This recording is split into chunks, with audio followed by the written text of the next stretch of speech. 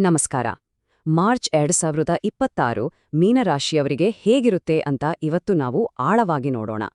ಈ ತಿಂಗಳು ಗ್ರಹಗಳ ಸ್ಥಿತಿಗತಿಗಳು ನಮ್ಮ ಜೀವನದಲ್ಲಿ ಏನೆಲ್ಲ ಬದಲಾವಣೆ ತರಬಹುದು ಅನ್ನೋದನ್ನ ಒಂದೊಂದಾಗಿ ಅರ್ಥ ಮಾಡಿಕೊಳ್ಳೋಣ ಬನ್ನಿ. ನೋಡಿ, ಈ ತಿಂಗಳ ಒಂದು ಪ್ರಮುಖ ಸಾರಾಂಶವೇ ಇದು. ಮಾರ್ಚ್ ತಿಂಗಳು ಅಂದ್ರೆ ಒಂದು ದೊಡ್ಡ ಪರಿವರ್ತನೆಯ ಸಮಯ ಅಂತಾನೆ ಹೇಳ್ಬಹುದು. ಹೌದು, ದೊಡ್ಡ ದೊಡ್ಡ ಸವಾಲುಗಳು ಎದುರಾಗ್ಬೋದು, ಆದ್ರೆ ಅದೇ ಸಮಯದಲ್ಲಿ ಅಷ್ಟೇ ಬಲವಾದ ದೈವಿಕ ಬೆಂಬಲ ಕೂಡ ಸಿಗಲಿದೆ. ಒಂದು ವಿಷಯ ನೆನ್ಪಿಡಿ, ಈ ಸವಾಲುಗಳು ನಿಮ್ಮನ್ನ ಗಟ್ಟಿಗೊಳಿಸೋಕೆ ಬರ್ತಿವೆ, ಮುರಿಯೋದಕ್ಕಲ್ಲ. ಸರಿ, ಹಾಗಾದ್ರೆ ಈ ತಿಂಗಳ ಭವಿಷ್ಯಕ್ಕೆ ಅಡಿಪಾಯ ಹಾಕ್ತಿರೋ ಗ್ರಹಗಳ ಸಂಚಾರ ಹೇಗಿದೆ ಅನ್ನೋದನ್ನ ಮೊದಲು ಅರ್ಥ ಮಾಡ್ಕೊಳ್ಳೋಣ. ಯಾಕಂದ್ರೆ ಎಲ್ಲದಕ್ಕೂ ಮೂಲ ಕಾರಣ ಇಲ್ಲೇ ಇರೋದು. ನೋಡಿ, ತಿಂಗಳ ಆರಂಭದಲ್ಲೇ ಅಂದ್ರೆ ಮಾರ್ಚ್ 2ನೇ ತಾರೀಕು ಶುಕ್ರ ತನ್ನ ಉಚ್ಚ ರಾಶಿಯಾದ ಮೀನರಾಶಿಗೆ ಬರ್ತಾನೆ. ಇದರಿಂದ ಕ್ರಿಯೇಟಿವಿಟಿ, ಪ್ರೀತಿ, ಪ್ರೇಮ ಹೆಚ್ಚಾಗುತ್ತೆ. ಆಮೇಲೆ ಮಾರ್ಚ್ 15ಕ್ಕೆ ಸೂರ್ಯ ಕೂಡ ಮೀನರಾಶಿಗೆ ಬರ್ತಾನೆ. ಆಗ ನಮ್ಮ ಗಮನ ಆಧ್ಯಾತ್ಮಿಕತೆಯ ಕಡೆಗೆ ಹೆಚ್ಚು ಹೊರಳುತ್ತೆ. ಇನ್ನು ಇಡೀ ತಿಂಗಳು ಕುಂಭರಾಶಿಯಲ್ಲಿರೋ ಮಂಗಳ ಒಂದು ಕಡೆ ಎನರ್ಜಿ ಕೊಟ್ಟರೂ ಇನ್ನೊಂದು ಕಡೆ ಸ್ವಲ್ಪ ಘರ್ಷಣೆಗಳಿಗೂ ಕಾರಣನಾಗಬಹುದು. ಶುಕ್ರ ಉಚ್ಚನಾಗುವುದು ಅಂದ್ರೆ ಏನಪ್ಪಾ ಅಂದ್ರೆ, ಶುಕ್ರ ತನ್ನ ಅತ್ಯಂತ ಬಲಶಾಲಿ ಸ್ಥಿತಿಯಲ್ಲಿ ಇರ್ತಾನೆ ಅಂತ. ಈಗಾಗ್ಲೇ ಮೀನರಾಶಿಯಲ್ಲಿ ಶನಿ ಇರೋದ್ರಿಂದ ಉಂಟಾಗ್ತಿರೋ ಕಠಿಣ ಪ್ರಭಾವಕ್ಕೆ ಈ ಶುಕ್ರನ ಕೃಪೆ ಒಂದು ತಂಪಾದ ಲೇಪನದಂತೆ ಕೆಲಸ ಮಾಡುತ್ತೆ. ಶನಿಯ ಶಿಸ್ತನ್ನು ಪಾಲಿಸುವಾಗ ಅದನ್ನ ತಾಳ್ಮೆ ಮತ್ತೆ ಪ್ರೀತಿಯಿಂದ ನಿಭಾಯಿಸಲು ಇದು ಸಹಾಯ ಮಾಡುತ್ತೆ. ಆದ್ರೆ ಇನ್ನೊಂದು ಕಡೆ ನಾವು ಗಮನಿಸಲೇಬೇಕಾದ ವಿಷಯ ಅಂದ್ರೆ, ಕುಂಭರಾಶಿಯಲ್ಲಿ ಮಂಗಳ ಮತ್ತು ರಾಹು ಒಟ್ಟಿಗಿರೋದ್ರಿಂದ ಅಂಗಾರಕ ಯೋಗ ಉಂಟಾಗತ್ತೆ. ಇದು ನಮ್ಮಲ್ಲಿ ಮಹತ್ವಾಕಾಂಕ್ಷೆಯನ್ನ ಹೆಚ್ಚಿಸಬಹುದು, ಆದ್ರೆ ಸಡನ್ನ ಕೋಪ ಬರೋದು, ವಾದವಿವಾದಗಳು ಹೆಚ್ಚಾಗೋದು ಕೂಡ ಆಗ್ಬಹುದು. ಹಾಗಾಗಿ ಈ ಎನರ್ಜಿನ ಬಹಳನೇ ಜಾಗರೂಕತೆಯಿಂದ ನಿಭಾಯಿಸಬೇಕಾಗತ್ತೆ. ಈಗ ಬರೋಣ 2026ರಲ್ಲಿ ಮೀನ ರಾಶಿಯವರ ಮೇಲೆ ಅತ್ಯಂತ ದೊಡ್ಡ ಪ್ರಭಾವ ಬೀರುವ ವಿಷಯಕ್ಕೆ. ಅದೇ ಸಾಡೆ ಸಾತಿಯ ಉತ್ತುಂಗದ ಹಂತ. ಇದು ಶನಿದೇವ ನಮಗೆಲ್ಲ ಜೀವನದ ಅತಿ ಮುಖ್ಯವಾದ ಪಾಠಗಳನ್ನ ಕಲಿಸೋ ಸಮಯ. ನೋಡಿ, ಸಾಡೆ ಸಾತಿ ಅನ್ನೋದು ಒಂದೆರಡು ತಿಂಗಳ ವಿಷಯ ಅಲ್ಲ. ಇದು ಬರೋಬ್ಬರಿ 7.5 ವರ್ಷಗಳ ಒಂದು ಸುದೀರ್ಘವಾದ ಪ್ರಯಾಣ. ಈ ದೊಡ್ಡ ಚಕ್ರದ ಬಗ್ಗೆ ನಮಗೆ ಸ್ಪಷ್ಟತೆ ಇದ್ರೆ, ನಾವು ಈಗ ಯಾವ ಹಂತದಲ್ಲಿದ್ದೇವೆ ಅನ್ನೋದನ್ನ ಸರಿಯಾದ ದೃಷ್ಟಿಕೋನದಿಂದ ನೋಡಬಹುದು. ಈ ಟೈಮ್ಲೈನ್ ಅನ್ನ ಒಮ್ಮೆ ಸರಿಯಾಗಿ ಗಮನಿಸಿ, ಮೀನರಾಶಿಯವರು ಶಾಡೆಸಾತಿಯ ಯಾವ ಹಂತದಲ್ಲಿದ್ದಾರೆ ಅನ್ನೋದು ಸ್ಪಷ್ಟವಾಗುತ್ತೆ. ನೋಡಿ, 2026ರಲ್ಲಿ ನೀವಿರೋದು 2ನೇ ಹಂತದಲ್ಲಿ, ಅಂದ್ರೆ ಜನ್ಮಶನಿ ಅಂತಾರೆ. ಇದು ಈ ಪೂರ್ತಿ ಪ್ರಯಾಣದ ಅತ್ಯಂತ ತೀವ್ರವಾದ ಮತ್ತು ಕೇಂದ್ರಭಾಗ ಅಂತ ಹೇಳಬಹುದು. ಜನ್ಮ ಶನಿ ಅಂದ್ರೆ ಶನಿಯು ನೇರವಾಗಿ ಮೀನರಾಶಿಯಲ್ಲೇ ಅಂದ್ರೆ ಜಾತಕದ ಮೊದಲನೇ ಮನೆಯಲ್ಲೇ ಸಂಚಾರ ಮಾಡೋದು. ಮೊದಲನೇ ಮನೆ ಅಂದ್ರೆ ನಮ್ಮ ವ್ಯಕ್ತಿತ್ವವನ್ನ ಪ್ರತಿನಿಧಿಸುತ್ತೆ. ಅದಕ್ಕೆ ಈ ಅವಧಿ ಅಷ್ಟೊಂದು ವೈಯಕ್ತಿಕ ಮತ್ತೆ ಪರಿವರ್ತನಾತ್ಮಕ ಅನುಭವ ಕೊಡುತ್ತೆ. ನಮ್ಮ ಬಗ್ಗೆ ನಾವೇ ಮರುಚಿಂತನೆ ಮಾಡುವಂತೆ ಇದು ಪ್ರೇರೇಪಿಸುತ್ತೆ. ಸರಿ, ಈ ಎಲ್ಲಾ ಗ್ರಹಗಳ ಪ್ರಭಾವ ನಮ್ಮ ಕೆರಿಯರ್ ಮತ್ತೆ ದುಡ್ಡಿನ ವಿಷಯದಲ್ಲಿ ಹೇಗೆ ಕೆಲಸ ಮಾಡುತ್ತೆ ಅನ್ನೋದನ್ನ ಈಗ ನೋಡೋಣ.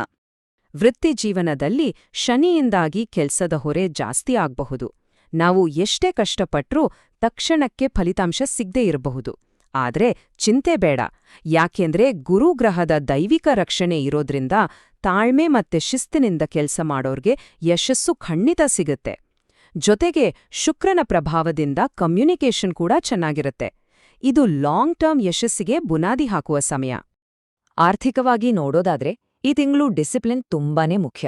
ಮಂಗಳನಿಂದಾಗಿ ಬಜೆಟ್ ಮಾಡೋಕೆ ಸ್ಫೂರ್ತಿ ಸಿಕ್ಕರೂ ಅನಿರೀಕ್ಷಿತ ಖರ್ಚುಗಳೂ ಬರಬಹುದು.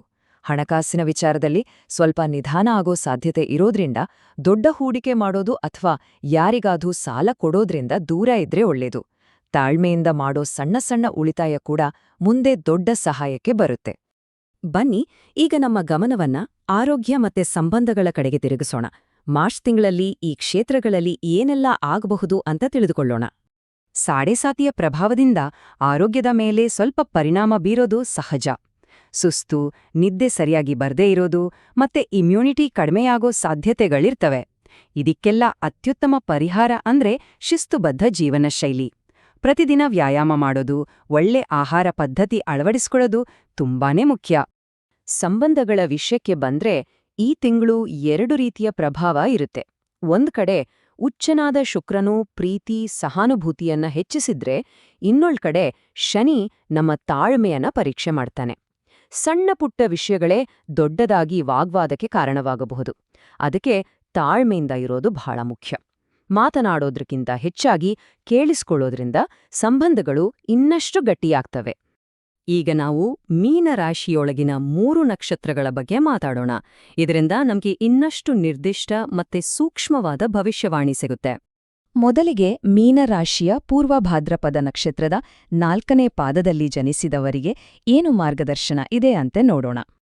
ಈ ನಕ್ಷತ್ರದವರಿಗೆ ಈ ವರ್ಷದ ಮುಖ್ಯ ಸವಾಲೇ ಸೋಮಾರಿತನ ಮತ್ತೆ ಮೋಟಿವೇಶನ್ ಕಡಿಮೆ ಆಗೋದು. ಇದನ್ನ ನಾವು ಸರಿಯಾಗಿ ನಿಭಾಯಿಸಿಲ್ಲ ಅಂದ್ರೆ ವೃತ್ತಿಜೀವನ ಮತ್ತು ನಮ್ಮ ಗೌರವಕ್ಕೆ ಧಕ್ಕೆ ಬರಬಹುದು.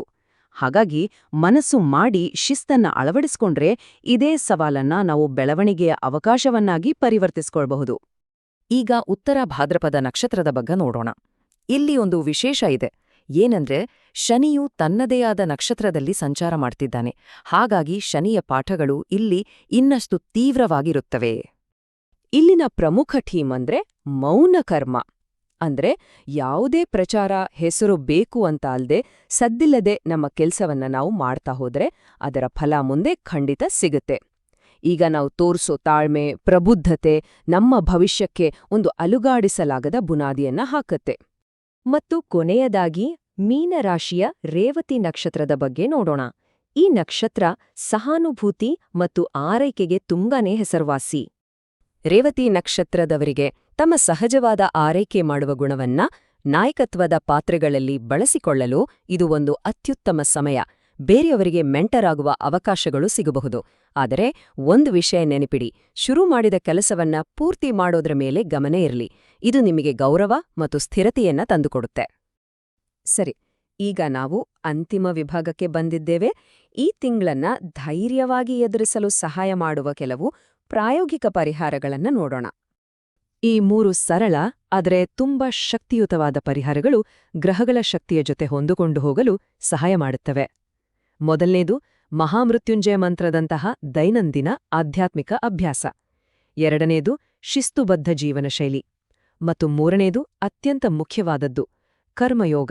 ಅಂದ್ರೆ ಯಾವುದೇ ಫಲದ ನಿರೀಕ್ಷೆಯಿಲ್ಲದೆ ಪ್ರಾಮಾಣಿಕವಾಗಿ ನಮ್ಮ ಕರ್ತವ್ಯವನ್ನ ಮಾಡೋದು. ಶನಿದೇವ ಸತ್ಕಾರ್ಯಗಳನ್ನ ಖಂಡಿತ ಮೆಚ್ಚುತ್ತಾನೆ.